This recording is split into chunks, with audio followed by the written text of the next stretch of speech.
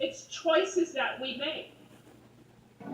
Again, nobody. I have no kids, so nobody's going to be as good to me when I'm retired like me right now. So, if you're in debt, you must get out. Period. And now that you're out, you must stay out. The third part of my what I like to call living debt free is we have to save. People, we have to have a budget and we have to save. If you're not saving anywhere from 10 to 20% of your income every month, when you get paid, you are doing something wrong. And I mean, you must have your what I like to call come to Jesus moment, where you see how much money is coming in every month, and what are your bills. I say for a month, have a diary where every time you spend money, write it down. Every time you tap back, buy gum, buy coffee, buy whatever, write it down. And at the end of the month, look where your money is going. And budget. How you set up your budget is simply this. 50% of your income must cover your necessaries. That's food, light, water, utilities. 50% of what's coming in has to cover that. 30% cover your wants. You may feel that it's necessary to have a cable box in every room in your house. You may feel that it's a necessity to buy the new iPhone 5, but that's a want. And the balance, you save. And you make it automatic. And you do it a little bit over a long period of time. If you're working at a job and your employee has a 401k program and you're not enrolled, why not? Worse, if they're matching your 401k, that's money you're leaving on the table. Georgia don't leave money on the table.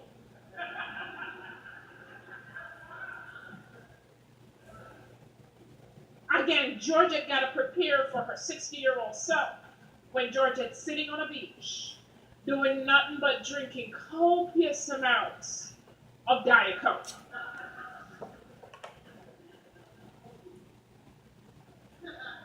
If your employer doesn't have a 401k, get an IRA. $5,000 a year max. There's so many, there are insurance products. But there's something that someone taught me when I first came to this country. At 19, my mom was a nanny for a Jewish couple in Long Island. And I went down into the basement of the father of the little boy my mom was taking care of, and he had all these manila folders. And the name of the kid was Matthew, and it said Matthew's Investments. I'm like, oh, okay, so what's that? He said, they're investments for Matthew. Matthew was the baby my mom was taking care of. And I was like, what are they? He said, stock. I said, how are you getting them? He said, you just buy them. There's something called dividend reinvestment programs, DRIPs.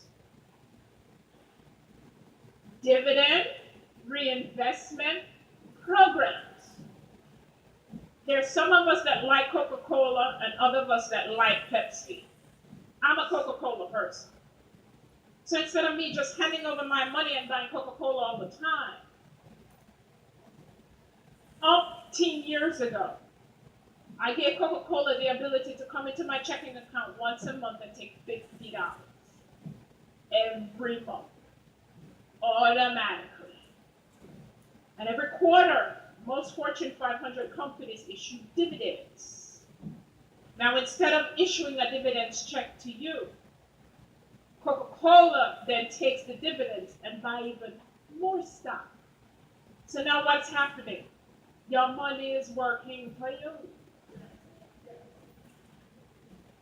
$50 a month. And I'm not telling you how to go out and buy what stocks to buy, but I'll tell you how I buy stock.